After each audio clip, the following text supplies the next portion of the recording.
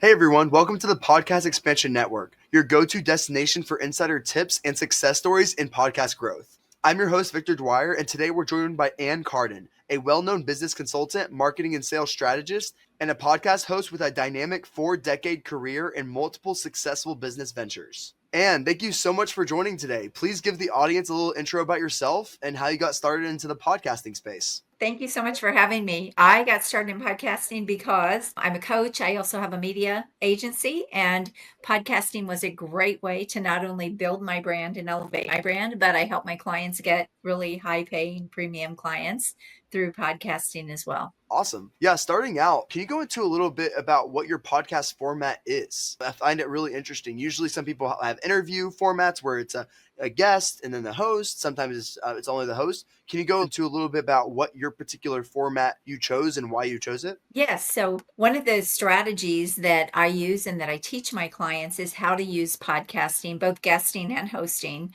to pull in their ideal clients. Because when you're working with people at a really premium level, we're talking really high end, you have to reach them different ways. And so, a podcast is a great way to do that. You get to interview them. In my podcast, though, I just ramped it up where I'm now releasing 2 times a week. And so, one podcast for the most part is me and sharing strategies and different things that will help people grow their business. And then the other one is an interview. And typically I interview because that is, again, the way I get clients in my business. It's one of the ways. So it's really powerful. Awesome.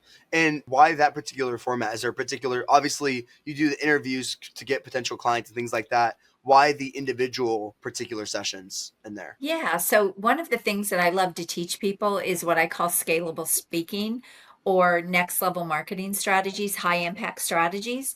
And podcasting is a high impact strategy if you are using it in the right way and you really have the strategy figured out, how you want that to build your business. And what I mean by high impact is you're really leveraging your time. So, it's kind of a one to many approach. It's the same as speaking on a stage. You go speak on a stage and you're in front of your ideal clients, you have an opportunity to get more clients in that way or grow your business faster because it's a one to many. And podcasting is very much like that, where you can do a lot of podcasts in one day if you wanted to. It's not like going and getting on a stage where you have to travel and then you have to do the thing and then you have to travel back. Podcasting, you can do 3 or 4 or 5 in a day. And again, if you have things structured in the right way, it's practically scalable.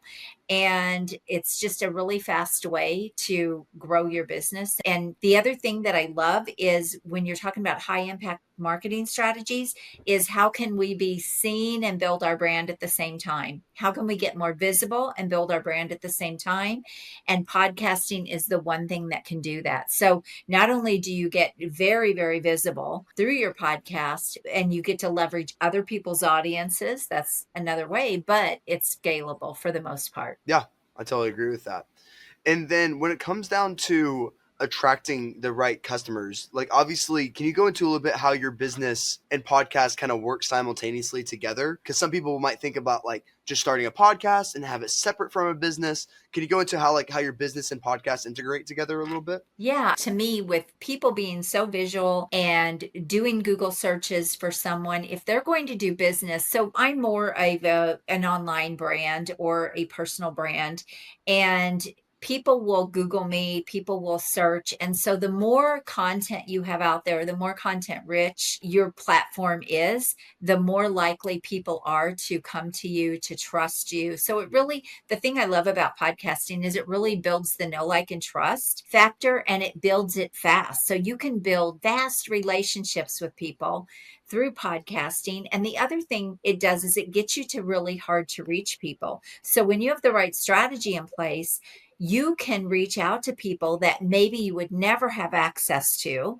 and you can invite them to be on your podcast. And so that is the way that we use it to grow the business, but it helps build that whole online presence. It also, I've gotten speaking engagements because of everything that people see out there with the podcast.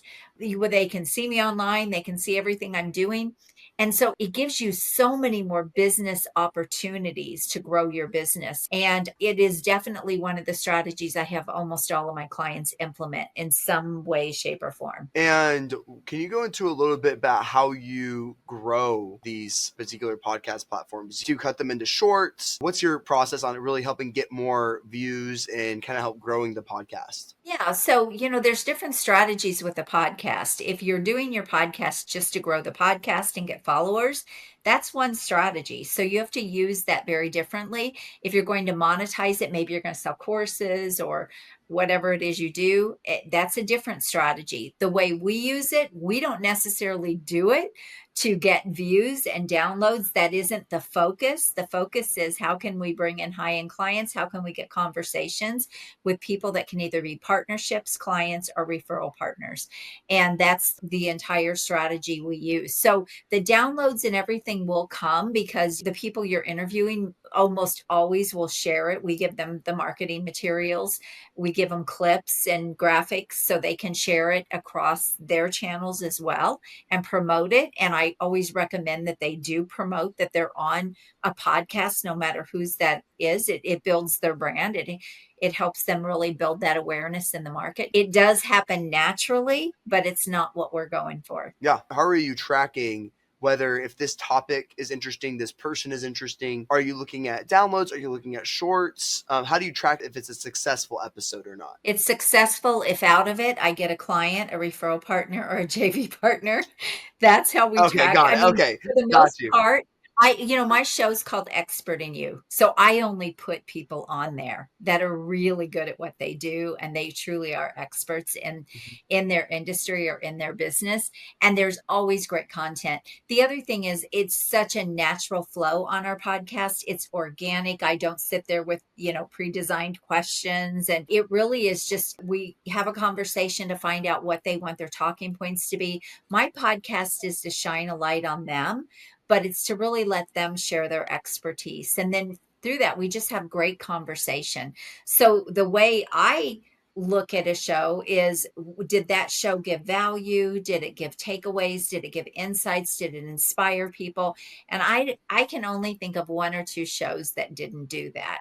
For the most part, I'm getting ready to release episode 200. So for the most That's part, awesome. we have a really great run as far as the guests that I've had on there. Yeah, to be at episode 200 is phenomenal. So congrats to you on that. That's amazing.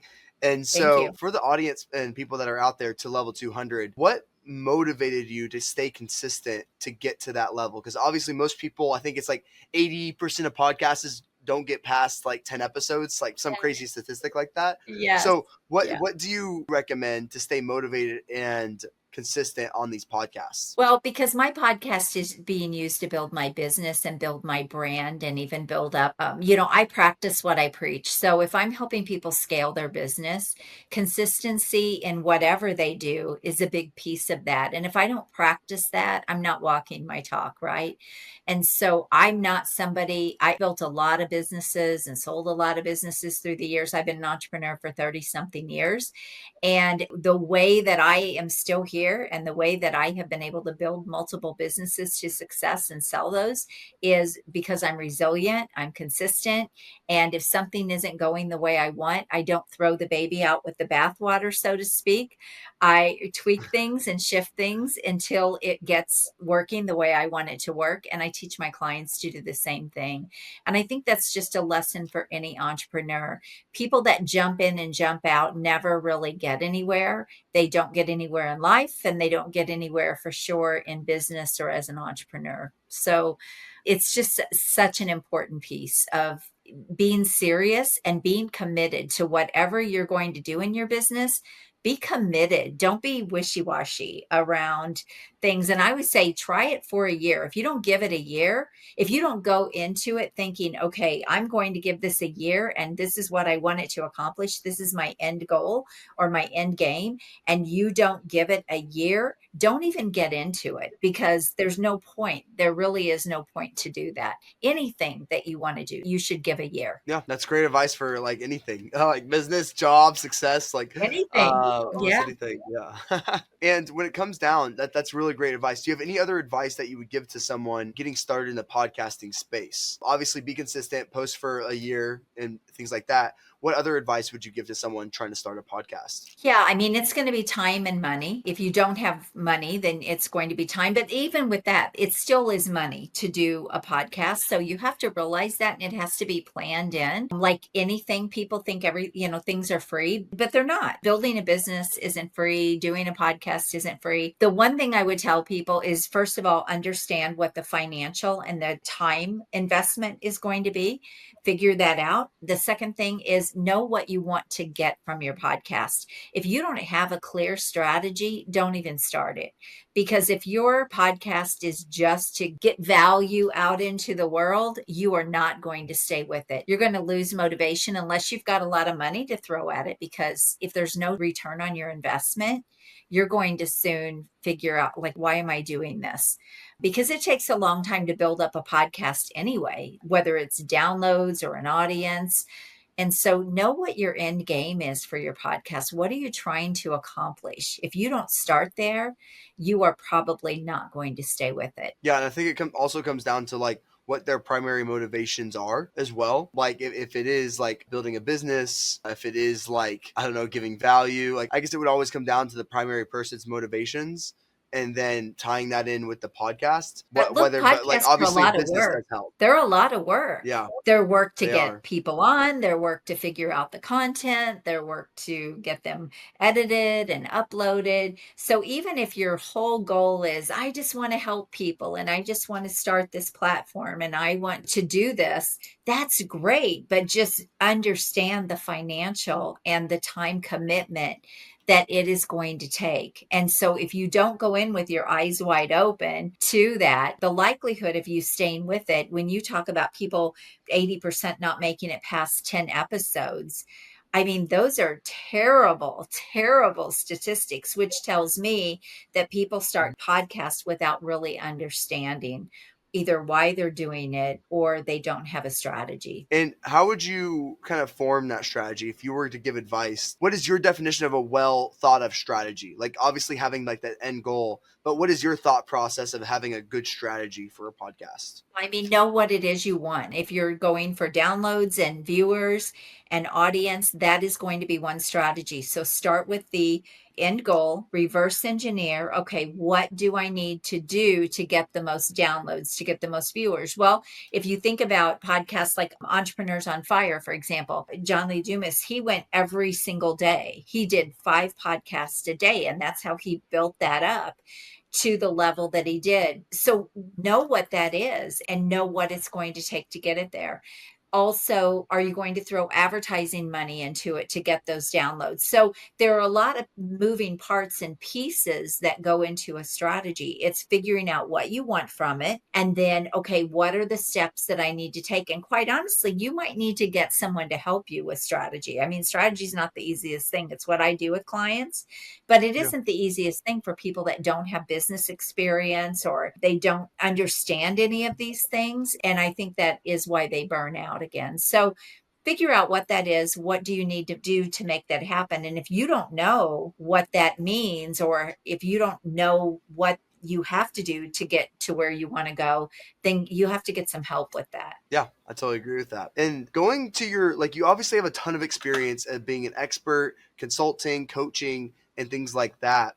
What advice would you give to someone in a podcast scenario if they are a podcast host and things like that? What advice from a consulting or expert angle would you give to them? It can go personality trait wise of staying consistent and disciplined, or even from a speaking perspective, like how to properly speak, tonality, and things like that. Mhm. You have a lot of expertise as being an expert in coaching and things like that. What advice would you give to someone doing a podcast and trying to really make a successful podcast? That's a great question. I think the one thing I would say is just really be yourself. Let your personality come through. Even when I am interviewing people, I'm still interjecting things that show my expertise just through the conversation that we're having. And don't be afraid to do that. Just because I'm shining a light on them doesn't mean I can't share a story or I can't say, hey, I understand this is what happened to me one time.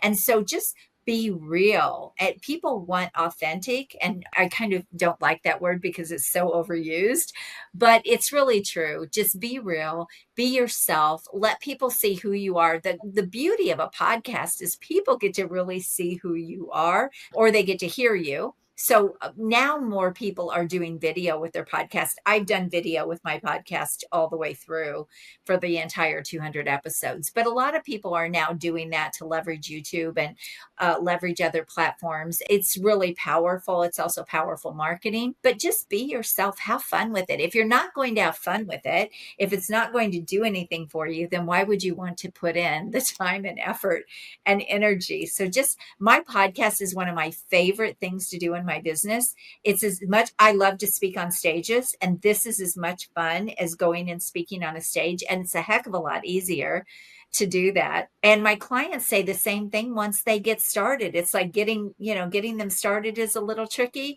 And, there's a lot of moving parts, but once they get going, they're like, oh my gosh, this is so much fun. Like I'm actually doing client acquisition and growing my business in a really fun way. To me, it's cooler than networking. A lot of people like to get out there and network. I'm done with those days. I do not enjoy that, running around networking. This is a great way to do that. Yeah, especially in this like online digital age. Yeah. It is almost like the new networking in a way. And honestly, like in a way, it is kind of like the new networking.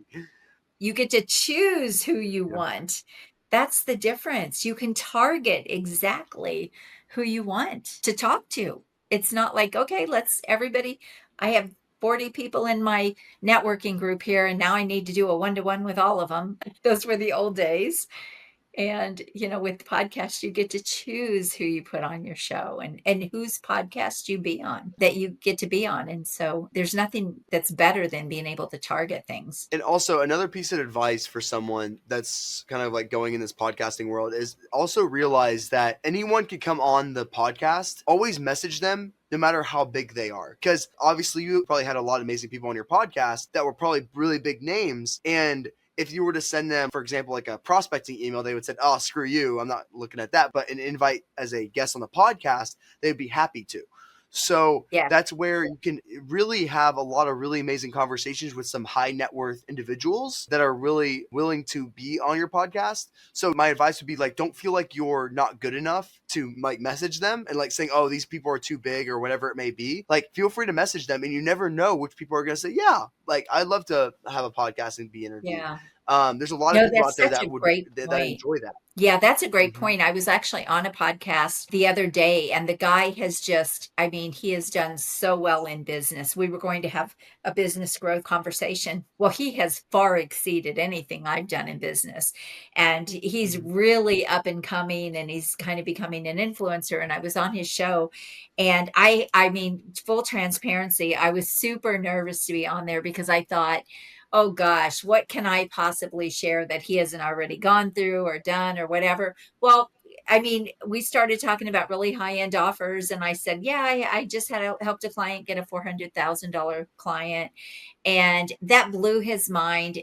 And so, what I really found through that is, look, I know things and I know how to do things, and I have skills that even though he's had far more success than I have, he still learned from me. And so I think that's an important thing for people to realize is we all have something to offer. We all have differences and skills and knowledge and expertise.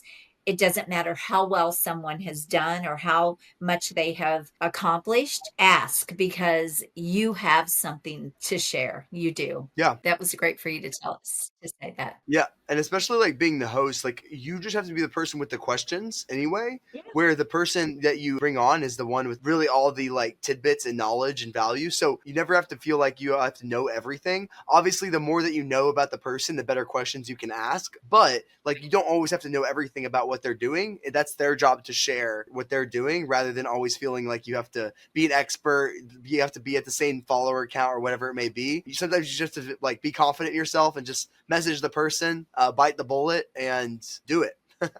and not be All afraid of of it it. comes down So yeah. to the message that you're sending. If you're sending a message that's a bit slimy, they're probably going to say no.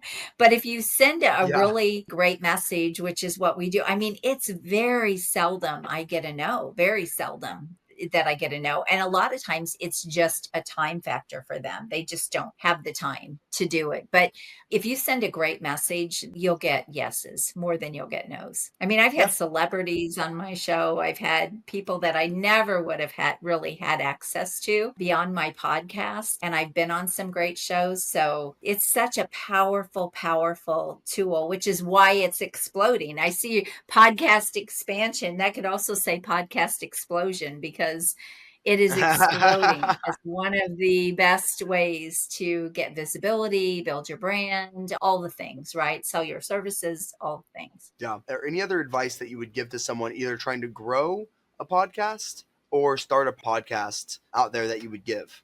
I think again, the name of your podcast and the name of your show is important with your strategy. So, for example, if I had a podcast about let's de stress, okay, probably celebrities aren't really going to care to be on that show or on that podcast, but my name, Expert in You, says something. And so there's this credibility that goes with the name. So, when we talk about having a strategy, your name should be part of that strategy as well. Like, what are you trying to accomplish? And that will be a factor in what you name your show. And I think a lot of people don't think about that. And that's a really important piece because when I first started my podcast, I actually changed the name after the first year because no one helped me with strategy when I first started. So my idea was, oh, I'm going to build my brand, I'm going to get it out there.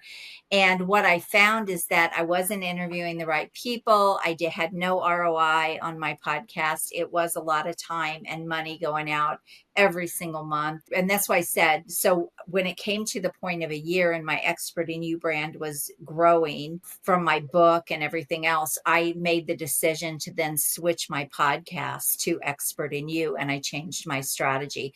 Had I really kind of known about being strategic with my podcast at the very beginning or had someone that sort of guided me there, because it was all new to me, I'd never done it before, it would have made a big difference in how things tracked in that first year. So that's all, again, going back to the strategy, but your name's an important piece of that as well. And the other thing is promote it everywhere. Be consistent with promoting. That's really important as well. I have an assistant or a VA that does all my podcast promoting so that we can cross promote, because if it's dependent on me, it's probably not going to happen because all the administrative stuff, I have people that do that for me. So, but it's important if you're going to do it yourself, you need to be very consistent. Yeah. And also, like, this goes for entrepreneurs and also podcasters out there, that it helps to know what your weaknesses are and build a team based off your weaknesses.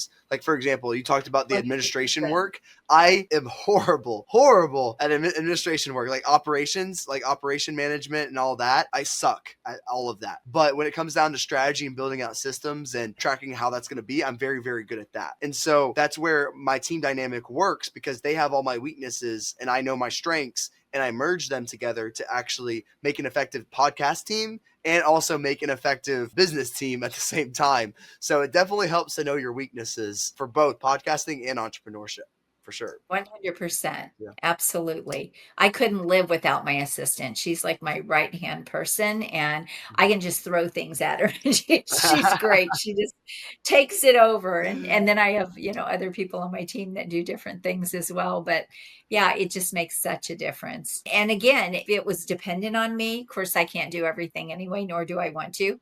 But if it was dependent on me, I probably would fail miserably because it wouldn't get done. A lot of it wouldn't get done. Like, I love to just show up and talk to people and interview people, and I don't want to mess with it beyond that. So it is important to know those things. Yeah, 100%. And out of everything that we talked about, before we wrap up, what is the one key takeaway that you would give to the audience that are either trying to start or grow a podcast? What would be your one key takeaway for them? I'm going to go back to the same thing I said earlier. Know what your end goal is. Know what you're trying to accomplish with your podcast. It will set the tone for the entire thing, and it will help you make the right decisions from the very beginning. Well, thank you. And please tell the audience how to find more about you and find more about your business. Go check out my podcast.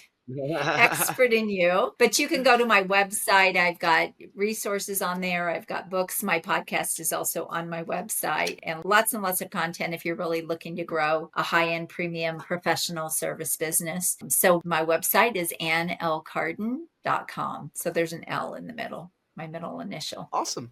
Well, Ann, thank you so much for joining today. And thank you for the audience that got to this far. This is the Podcast Expansion Network, and we'll catch you next time. Thanks, guys. Thank you.